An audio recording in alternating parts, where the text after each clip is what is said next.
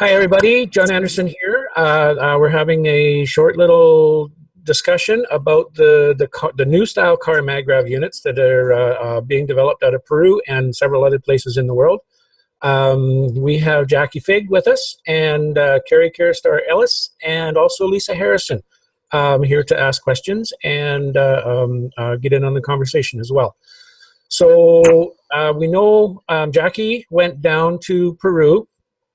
Down to MIP Peru, the official Kesh Foundation in Peru, was trained there on Magrav technologies and built herself a unit, brought it back with her to where she lives in the United States, installed it on her car, and had some really good results. So if we can, we can bring Jackie up, and she can let us know you know, the beginnings of her story and how things are working out for her today. Okay, hi. So I guess I went down there, I think it was last June or July, and I made a car unit, and it's a very basic unit. There's a coil on the one side, another coil on another side. They go into like a 3-inch cap with Gans and a couple of bottles in the middle, and that's basically... It's a coil set, Jackie, right? A coil set, one on each side. Yeah, one on each side. A bobbin, as we called it, was a bobbin. So, which is technically 4 toroids, 2 inside 2, right. And they make a bobbin. So, when I brought it back, I hooked it up to my car. I have a 1984 Mercedes 300D, so it's diesel, and I immediately saw pretty amazing results. I went from about 25 miles to the gallon. I should say it's a 4-speed, about 25 miles to the gallon. I went all the way up to like 50 and 60 miles to the gallon. And then it kind of settled around 37.5 miles to the gallon. So I do see some fluctuation, but the best that or the worst that I get now is the 37.5. And more than that, I saw better performance. I don't know if anyone's ever driven a diesel, but a diesel is a terrible kind of car to drive. You can't just pull away. I call it a dog. You know, it's like driving a dog. Yeah, and the Magrav really improves the handling. It goes faster. It pulls out faster. And literally, I think I'm seeing about 10 miles per hour faster. So, yeah. All those things were improved. Okay, you had mentioned this has been ongoing for a while, folks. So I'm kind of up to speed with where Jackie's at. You had mentioned that you moved your unit and it changed. Yeah, we've been looking. Oh yeah, we did with that one particularly. We did do a switch of the leads, and that was no good. But I think we have a new car right now that we just put it in, and we did change the way that the Magrav is actually being situated in the car. So before it was upright, so you had and it really doesn't matter whether the positive was on top or the positive was on the bottom, but it was a top bottom kind of stack. And now what we're doing is a forward facing horizontal layout, with the positive pointing towards the front of the car. And yeah, we just seen a big improvement on Ken's truck for that. I have a little meter on my phone, and his truck was measuring really low. Like, you know, the meter measures around 34 when you're outside of the car, like just you holding the meter up. That's what it the earth kind of measures. And as you walk towards the unit, it was going down to like 25. Whereas on my car unit, it measures as high as 150. So, go on. We should mention that this is a magnetometer application for a smartphone, and yes. it measures a magnetic field using the Hall sensor in your phone. Yes, I'll show you what my one looks like. This is specifically for an iPhone. So nice. That's what the front of it looks like, and you'll see the dials going up. So when we moved his around, his actually went from like registering around 25 up to 300, which was, you know, a substantial change in the field. Yeah, and these numbers relate to a measurement called a microtesla. Okay. Yes. Yes. And you guys, can we back up just a few steps back? I didn't want to interrupt your train of thought, but we talk about, you know, switching the connections. Yes. But the correct connection that we're finding seems to work all around well is magnetic to positive and gravitational to negative. And I think that's important for people to know. And it's very obvious on the cache blueprint, which is magnetic and which is gravitational. And so which one? Absolutely. Yes. Or we don't have a car blueprint, but when we look at the blueprint for the Magrav unit, it shows which coil is magnetic and which is gravitational. And that needs to... Yeah, and going back to that, when you make the car unit, you basically have two bobbins, and what you're going to do is decide on which one's going to be the magnetical lead and which one's going to be the gravitational lead, and you know, and that's how you determine it. So it's just a matter of choice, and then the other one you just terminate short and kind of leave it like a little antenna poking up. That's it, you know. Yes. Can I ask a question? Go ahead, Lisa. Just to clarify, this new vehicle that you put it on the truck, is that also a diesel? No, it's not. That's gasoline. And actually, we now have it on. We have three automobiles, or three cars here. One truck, two cars.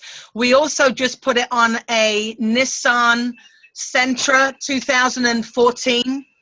It's gasoline. It's a 6-speed. And we put it on today, and we did lay it in the horizontal way that I described, with the positive pointing forwards.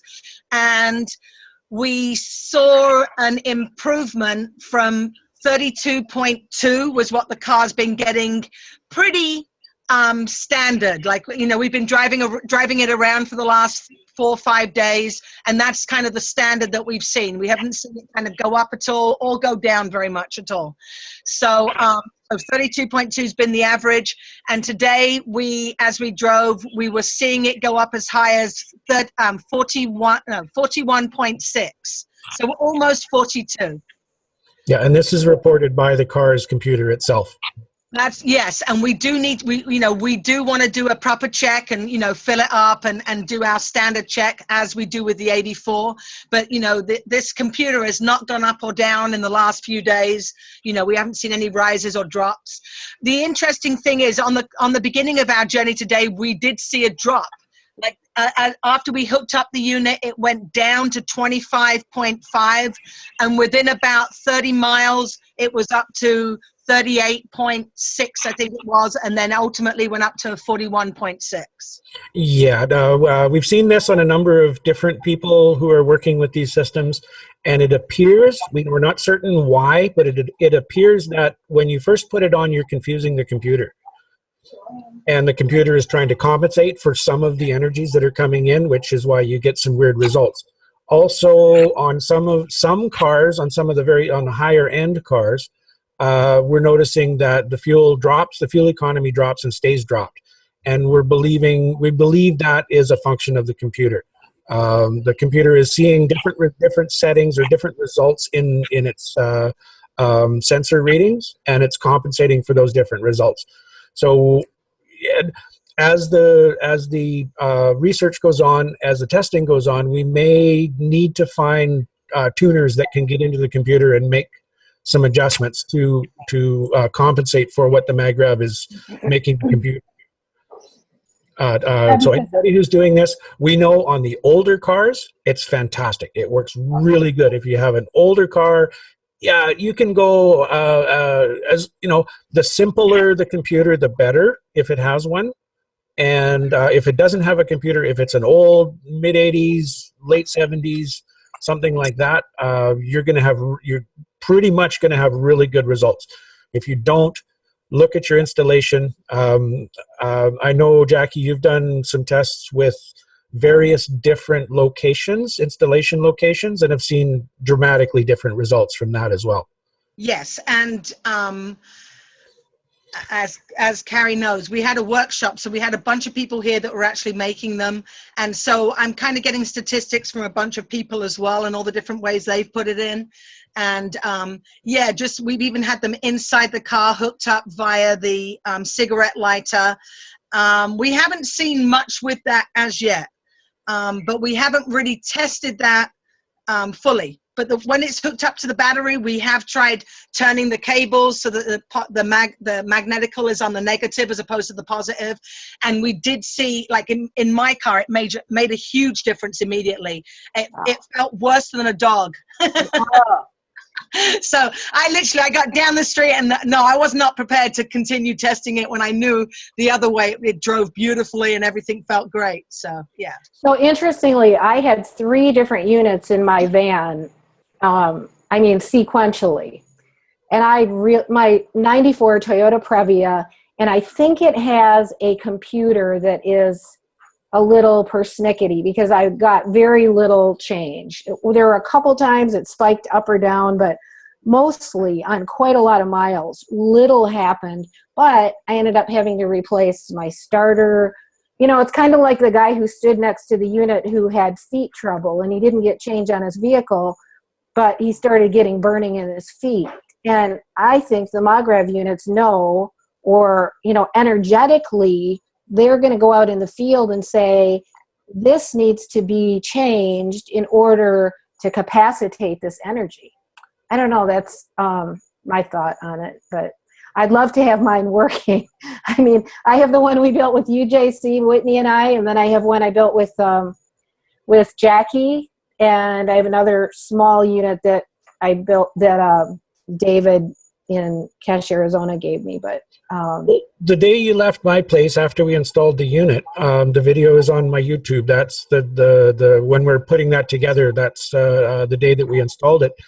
You headed towards Vancouver Island, and you had mentioned that you noticed a difference just driving through the mountains. The difference in the van was noticeable. The difference in the driving, yes, I will say that. I didn't get a fuel difference is what I should say. But I don't even like driving my van without a Magrav unit in it. But I would like to have the fuel usage change, which I've not had yet.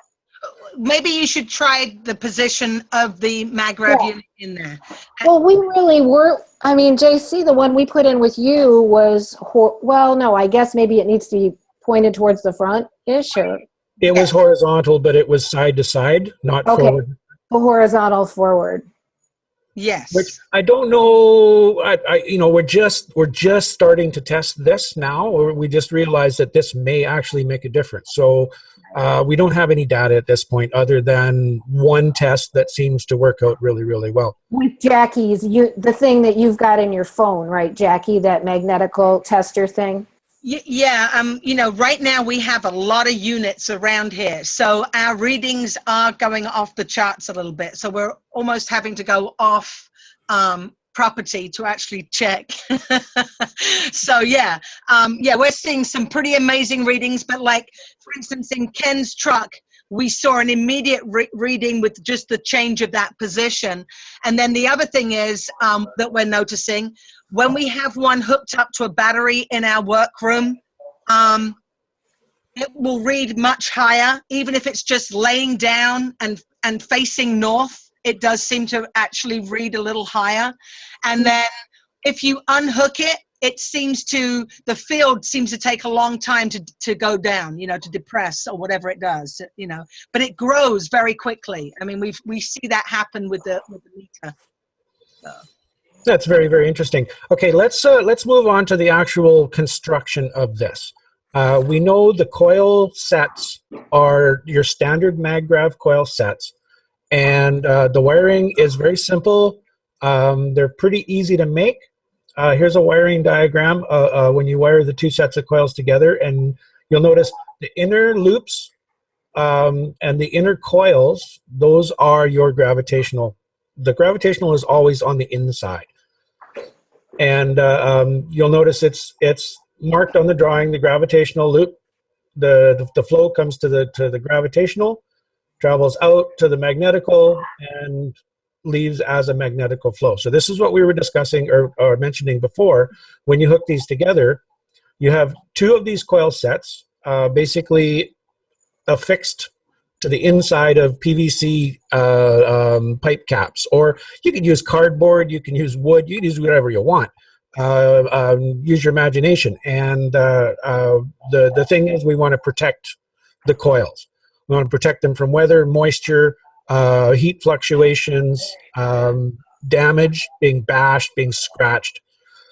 So when you're building your systems and you're looking for housings for these systems, you keep that in mind. Where moisture, temperature, vibration, abrasion, impact, those are the things that we're really concerned about. And only one of these leads per layer is connected. So the 2 coils are not connected together. So there's no possibility of it shorting your battery out unless there's a catastrophic mechanical failure with the unit. If the 2 coils fall together, if it gets crushed, if it gets smashed, yes, there could be a possibility that it'll damage your battery. But with the units in a proper working condition, there is no possibility of an electrical short between these 2 units, which is very, very important. We've seen a number of people have some significant issues with those. And essentially, you make up your 2 Magrav coils. The wiring here, there's a number of different ways you can do it. Some people are just twisting the wires together. I use a little more sophisticated connection method, which looks like this. And I find this to be quite effective. There's very little chance that there can be a fault with the connection over time because the connections are very secure, very tight. There's very little possibility of vibration there. And essentially, you mount your coils. These are not nano-coated. This is only for a demonstration. But these coils would be nano-coated. So when you're building your system, they would be black. One lead, this side here, the lead comes from the inner loop, the gravitational loop. On this side, this lead comes from the magnetical loop. The other leads are, they're basically left in the center. Some people coil them into a spiral and put them over top of their little Gans balls, which are the center sun here. You can see these little bottles in the center. It has been suggested that we put that lead into the Gans as well, which I haven't had a chance to test it yet. I'm out of wire. I'm waiting for some funds to come in so I can get another roll of wire and continue on with this. But there's a number of people working on this. Jackie, you're working on it. Lee Coates is working on it. There's a whole bunch of people. There was another fella at Franz you mentioned earlier on in chat that's working on this. So we will get this data out as it comes in, but we're at kind of still in the experimental stage. We're not sure the optimum way to do this at this point. We do know that this works. And it doesn't work all the time. Not every single unit is functional, and we're not certain why, but we're getting better. I know Lee's having some issues. Jackie, most of your systems are working, if I remember correctly. And as we do more of this, we'll have more data, and we'll be able to answer the questions a little bit better. So, okay, let me cancel the screen share. And now, one of the things that came up, oh, Jackie, you're muted, sweetheart. Sorry. No worries. Yes. Yeah, most of our units are working one way or another, either better performance, and we have one guy, he has a Peugeot 93. No, a Saab. Oh, a Saab. I always call it a Peugeot. He has a Saab 93. And he's actually seen the computer show over 60 right now, and he feels, well, actually he knows that he's getting about quarter of a tank better gas mileage. That's because he's gone as far as his tank usually goes, and he still has a quarter of a tank, so he's happy. Okay, one of the things that came up for me when I first saw this design, we know that the nano coating on the copper is very fragile. It's very, very easily damaged. You can crush it, you can scratch it. All of these are going to affect how the unit is going to function. When I was designing these or designing the production unit with Dave down in Peru, we decided that we needed to secure the coils in these caps to keep them from vibrating. Face it, inside a car when it's going down the road is a violent environment. And because we're dealing with a relatively fragile system within that violent environment, we need to secure it very, very well. We tried hot glue, which seemed to work for a while. We tried a silicone, which seemed to work for a while. We figured that the acid, because silicone sealant, silicone like aquarium silicone, it's cut with acetic acid or essentially vinegar. And we believe that the combination of the vinegar with the nano coating reverses the nano coating, turns it back into elemental copper, which is why we believe that the silicone is not the way to go. We've tested hot glue, we've tested Gorilla Glue, fiberglass resin, polyester resin. What are you using, Jackie, to secure the coils within the caps? We have the small ties, the zip ties. So we actually drill a couple little holes in the 3-inch caps at the back side. Actually, like 3 sets of them. One is used to tie the inner toroid down, and 2 of them use the outer one down. So that's primarily our fix. And we then glue the holes to make sure they're sealed so that no moisture or anything can get in. So, yeah, where you have a photo of an installed unit inside a car? Sorry, say that again. Do you have any photos of a unit installed in a car? You had one up on Facebook earlier today. Yes, I put it into our chat. Yeah, into the Skype chat. Okay, which means I should have it. Yes. Let me go back here. While you're looking for it, John, I've got one more question. What is the expected goal with having the units installed in the car? Is it an expected level of mileage efficiency? Is it to eventually convert a car completely? Or what's the end game?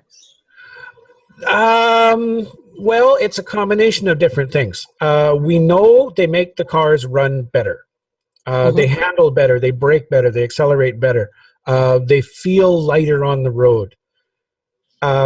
So even if you don't have a fuel mileage increase, your system is simply going to operate better. Okay. Also, what we're doing is we're creating mobile, very large Magrav plasma fields that are traveling around, and they connect together. So the more units, the more Magrav home units, car units, the wireless reactors, the more of these that we can have in operation on the planet, the more coherent the overall global Magrav field becomes. And these have a calming effect on people. They have a healing effect on people. You notice that you don't eat as much. There's a whole bunch of different things that happen. So sorry, while you look for that photo, maybe I can recap on what Carrie was saying earlier, Lisa. There was a guy that he has a car unit. It's in an older model. His car is like 400,000 miles on it. So it's a pretty old car. And he's had really bad feet for quite some time. And he's noticed since the unit's been put in that his feet have been healing. They have not been hurting him as much. And can I ask what his problem is with his feet to start with? you know what? I don't know, but he has some real issues. I just seen him earlier today, and he has problems with a lot of pain. And he's mentioned to me before that it's like he literally doesn't have any feeling in them. So he can't walk barefooted. I mean, you know, he has a lot of pain in his feet. And he said ever since he's put the unit in, he's not getting that pain. But what was really funny was he came to our workshop. He had no idea that he was standing next to a unit that was hooked up to a battery. And for about an hour, he kept, you know, going from one foot to the other, and he kept bending over to like feel around his feet. And it was pretty funny. He got my attention a few times to the point where he said to me, "Do you have under the floor heating?" And I said, "No." He goes, "Well, my feet are warm and my legs are warm, but I can't feel any heat down there." And so I said to him, "Well, you're standing right next to a Magrav that's plugged into a battery there." And he looked down, and he'd already told us the story about how he felt his feet were getting better in the car. And he walked away from the unit. His legs became cool, and he walked back again, and surely within about 15, 20 minutes, he could feel the heat from the Magrav again. So he's still pretty perplexed by that whole thing. Cool. Yeah, the benefit of this, most of it is intangible. You just notice, like, this is different. And it's usually a much better improvement over what you had previous to it. Yeah, the way I describe that, I tell people, you're going to have that feeling and you're going to wonder if it's that, because that you kind of, you feel that the car's better. I had to let Ken know. I asked him, "Have you noticed anything different about driving the car?" And he kind of said, "Well, now that you mention it, I do, because when I drove it, it just felt so much better." And I was wondering what he had done to it to make it drive better. So, and I would say it glides. It has the feeling that you're just traveling, I don't know, like it's just, you don't feel the road quite as much. Especially with the Mercedes. Yeah, with our old Mercedes, it feels beautiful. Yeah. But he also mentioned that when he installs the Magrav in his car, he's going to put it under his seat so he can be in the field. Yes, to be in the bubble. Yes. Yeah. And as I was saying earlier too, we have a lot of Magravs hooked up right now in our workroom. We have 3 house units. 3 house units. To a battery, and we have car units everywhere. Yeah, and we have one plugged into an actual battery, but they're all kind of, I don't know, they're all now registering a field, whether they're plugged in or not. I mean, just being there, they're registering higher than the 35 that we were looking at the beginning when I first found this app and before everything was plugged in. And the field has extended so much. How far away is my car? Oh, it's got to be at least 100 feet? Probably a little less than 100. A little less than 100 feet. I have a car that's parked a little less than 100 feet. When you walk over there, you can still test the field. So from the house. So that's how far we're seeing it extending across our property. So it's pretty far. Yeah, I'm not having any luck. I know I have it here. I saved it, and it's supposed to be in pictures, and I can't find it. It's just not showing up. I got so many pictures in here.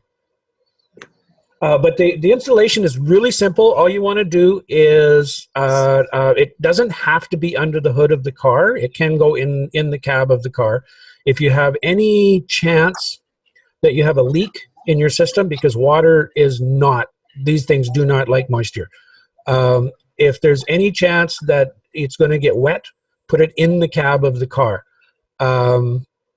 When you wire it, you're better off to wire it directly into the battery system rather than with a supplemental bunch of plugs and plug it into the cigarette lighter. That seems to delay the process dramatically. If you run your wires through your firewall directly up to your battery, then you're going to see the results very, very quickly. The length of the wire is gonna change it because the nanocoating, the plasma, has to work its way down the wire. But once it gets into your car systems, then you really see the results. You see the change in the way it drives, the way it handles, the way it feels to be in the car. You'll notice, most people, I think, would notice that they just don't get upset anymore when they're driving. They're very calm. Other issues go away. There's so many things that happen with this that it's difficult to pin it down to any one thing. Every single person is going to have different results. We already know this. You're going to see different things. Some people are going to focus on the feeling better. Some people are going to focus on the driving better. Some people get it all. We don't know exactly why these occur, but it is a function of the plasma working with your emotional state. So your emotional state does matter. It matters when you make them as well. If you get upset or you get frustrated while you're building your unit, set it down, walk away. It has to be fun. It has to be enjoyable. Yeah, Jackie, you can share it again. I'm just going to lose it again. I've already found it, and I guess I can bring it up in Paint Shop Pro, but didn't want to show off all my software. Okay, let's put that on that side, and there we go. Okay, so this is it's kind of hard to see. This is tucked down, looks like on the passenger side of the car, right behind the front wheel shock tower. Yeah, the shock, yeah. Just in front of the shock tower. Yeah. And when the front of the car is at the bottom of the picture, so you can see the positive is pointing forwards. Right. Yeah, I think this is the Saab, right? No, that's the Nissan. That's in the Nissan. Oh, okay. When I installed Carrie's unit in her van, the only place that I could put it without actually drilling a hole in her van was up under the hood, right under the windshield, right in front of the driver's seat. There was a nice little cubby that I could stick the unit in right in there. And with that type of van, the engine isn't under the hood. It's actually under the driver's seat. So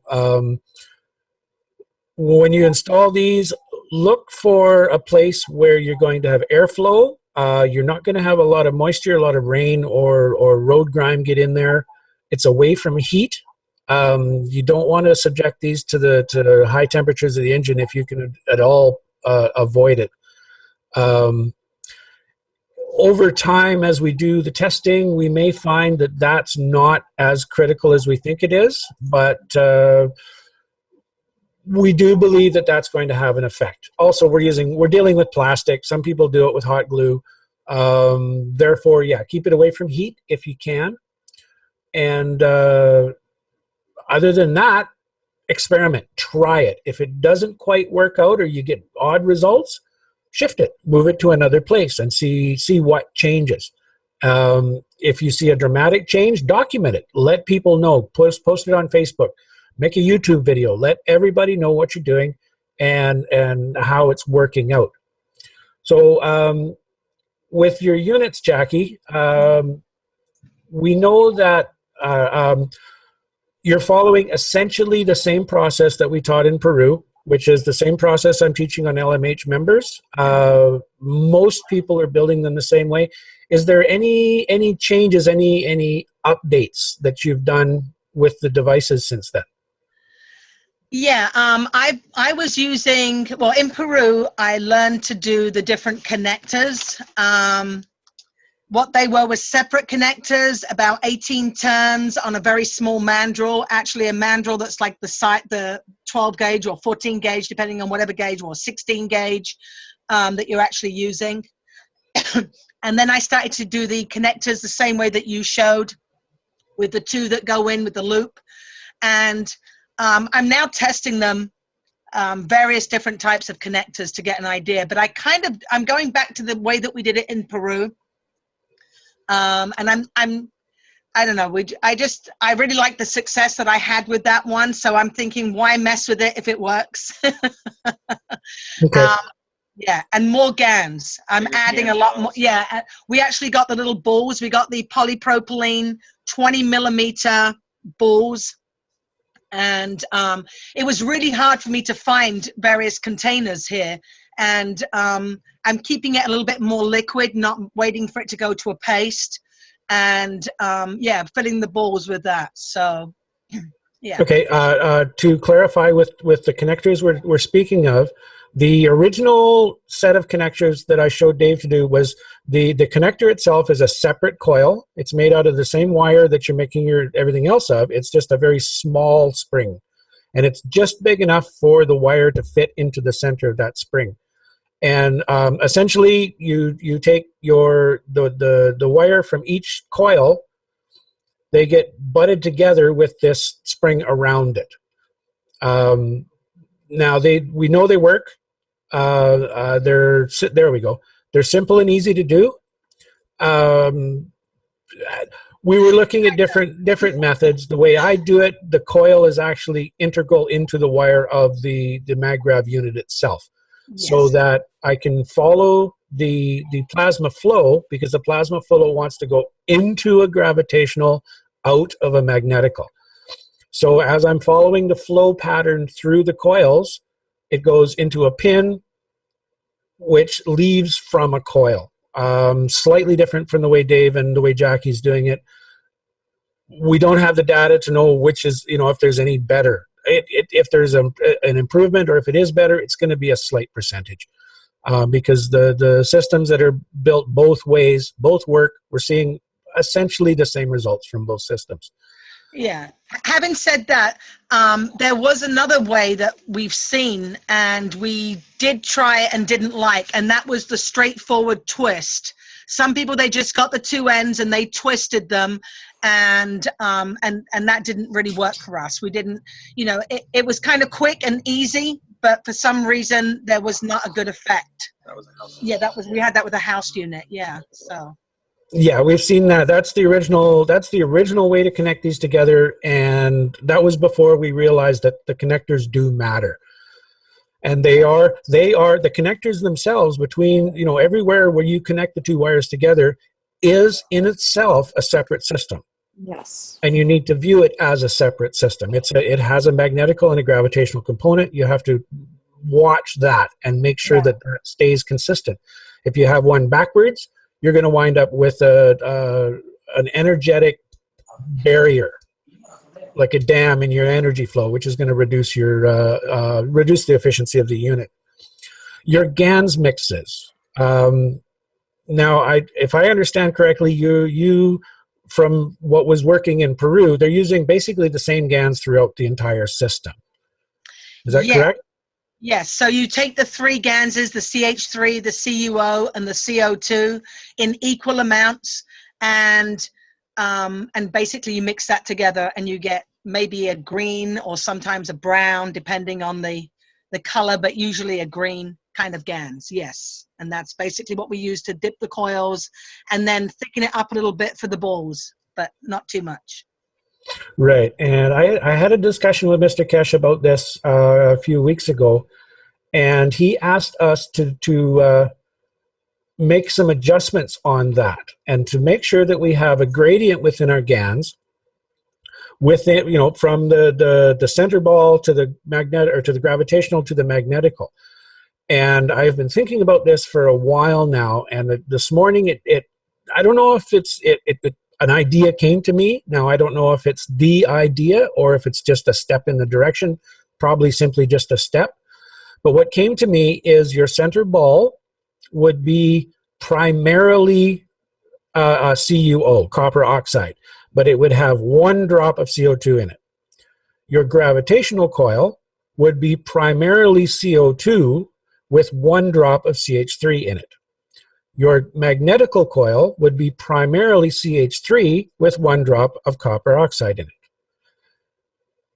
The reasoning behind this is we're looking for the gradient. We want to go the heaviest in the center to the lightest on the outside, and we know copper oxide is the heaviest, CO2 is the middle strength Gans, and CH3 is the weakest, or the lightest Gans. I shouldn't say weakest, because it's not, it's very powerful, but the lightest Gans. So the energy flow is going to come from the center ball out to the outside of the unit.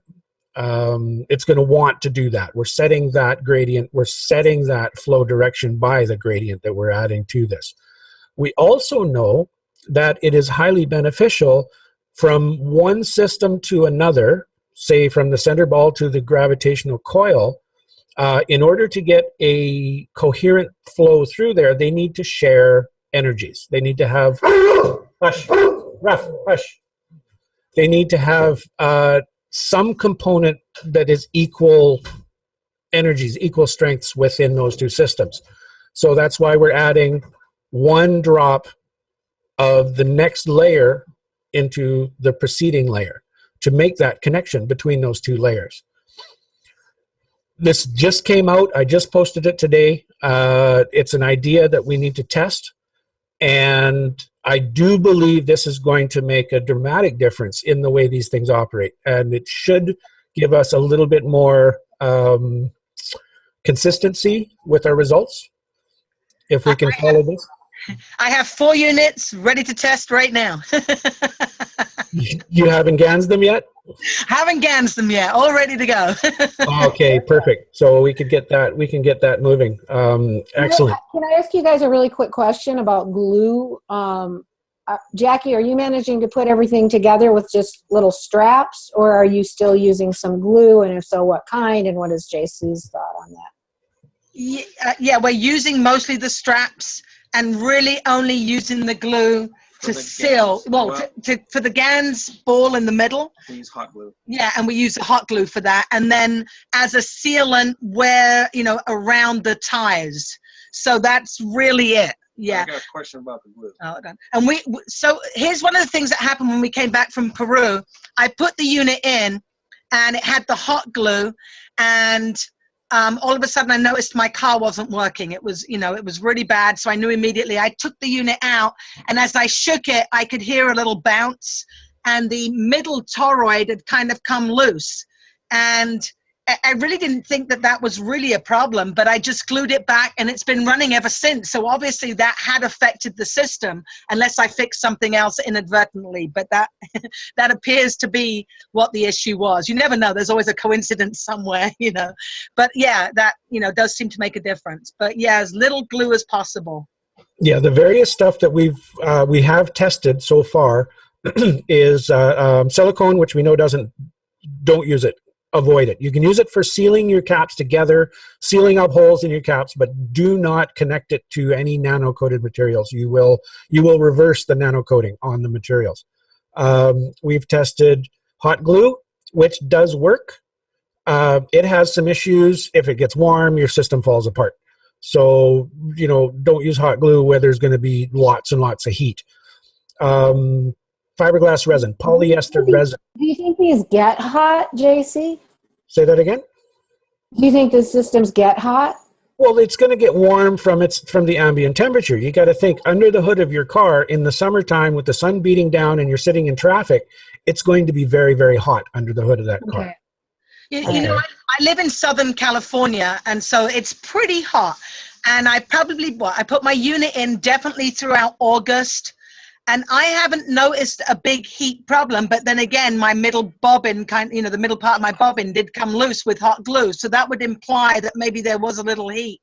But, I've been able to open up the hood and touch it and not had a problem with heat at all. Okay. Yeah. We've tested polyester resin, which we've had mixed results. Some people have had really good success with the polyester resin. Other people, the systems just fail. So we can't attribute it to the resin itself. There may have been other issues with the devices, but it appears through tests with health pens, which Dave is doing in Peru as well. He takes his health pen, his coils of his pen, puts them in a glass test tube, and fills it with polyester resin, and they still work just beautifully. He's having excellent results with those. So it appears that the polyester resin is pretty much transparent to the plasma energy. It doesn't affect it significantly, or at least in a way that's affecting the systems we're working with these days.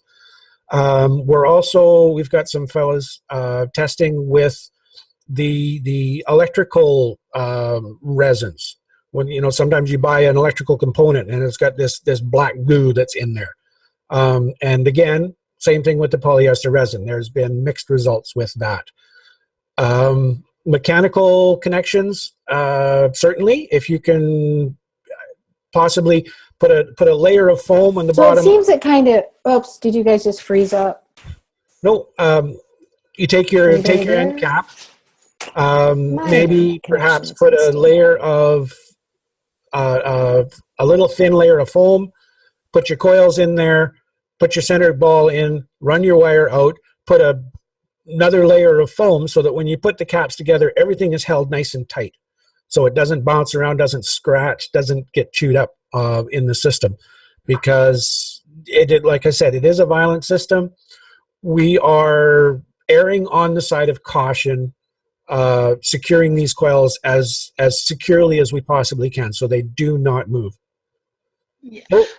I'd also add, in the middle of ours, we do put like a little washer of some sort, like we have a layer of foam that goes in between the two so that if anything did happen, they don't touch. So. Okay. Yeah, it seems that we just had a little bit of an issue with the internet. A couple of folks dropped off. Jackie, it looks like your cam's gone. It's nice to see you still here, though. And Carrie's Yeah, still. I can see her. I can see Yeah, I'm Jackie. not. It shows the camera's on, but I'm not seeing any cameras right now. So. I see okay. her just fine. That's awesome. Is there anything else? Lisa's not with us. She fell off. She's just getting, I think her internet I think just. a good conversation just about the detail, you know, as we get these things going. Go ahead, Joel. I was going to say there was a diagram that you showed at the beginning which shows the wiring. That's the one that I used. Actually, there was an older one that was black and white, which is the one I originally used in Peru. I just want to let people know that that diagram, yeah, it's actually a little bit backwards. So when you're reading it, it's like part of it goes clockwise and some of it goes anti-clockwise. So, you know, don't focus too much on the details of the diagram other than the fact that it's this wire goes to that wire. Well, yes, and I've noticed with my tech support work that I've done that a lot of the systems that I see or that have reports that don't operate properly is the coils are all over the place. Some are left-handed, some are right-handed. It's not consistent.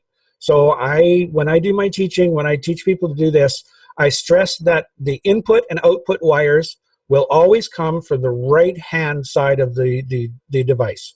When just like on this drawing here, Yes. you've got your input wire here and your output wire, and they're always on the right-hand side, which means that's the coil is oriented correctly. It's oriented up the way it's supposed to be. I brought this up with Mr. Kesh, and he says it doesn't matter. Now, I'm a little confused. Previously, he said it really matters. The wiring, the orientation matters a lot. So there's still some questions there. Again, erring on the side of caution, keep it consistent. When you wire your coils together, make sure they're oriented correctly. Your two loose wires that you're going to make your connections to are on the right-hand side. And if you follow this drawing, the wire, it comes in on the white, comes around to the other end of the coil, turns purple, and it goes through in a single wire. That single wire goes to the white coil on the outside, which goes around twice, comes out in the purple coil, and then it reverses the direction that you know, the parent direction of flow. Yes. This is important, very important. It needs to be set up this way. Otherwise, your system simply will not work. Yeah, and all coils are counterclockwise when you wind them. So yeah, I really avoid clockwise, counterclockwise, because you could ask 3 people and you're going to get 4 different answers. If you look at the helix of the coil, if you hold the coil up and you take a regular wood screw, the helix will be the same as a regular wood screw. Okay. When you're winding your coils, if you're using a drill, the way I teach how to do it, a piece of wood with a hole in it and a drill with a metal rod, your coil starts at the drill and works its way out. Your drill is going to run in reverse, like you're taking the screw out of the wall, which makes sense because if you take a screw out of the wall, it's pushing the drill away. When you wind your coils, it's pushing the drill away. So the helix is the same as a regular bolt or a regular wood screw. That's the simplest way I can describe it. That's the only way I know how to describe it that doesn't create more confusion. sounds good.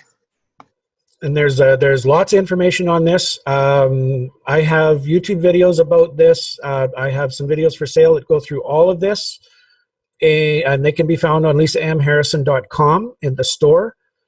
And we go through the theory. There's a 2-hour theory. There's 2 hours on Gans making, 2 hours on nano coating, and 2 hours on coils. So plenty of information. There's enough information there that someone could sit down and build a unit. It's not fully complete yet. There will be another set of videos coming out, but they will be actually assembling the units into either a car unit, a health unit, or a home unit. We haven't got to those yet. So those videos are forthcoming. Jackie, Carrie, do you have any, or Carrie, do you have any more questions? Anything you'd like to bring up? Is she still with us? Maybe not. All right, Jackie, thank you very much for the explanations. I know we didn't get to all the details, but most of the stuff we missed, there's already lots and lots of information on it. Thank you for the testimonials, for letting us know what you're doing and the results that you're having. Thank you. All right then. Take care. Okay, everybody. Bye. We'll see you in the next one.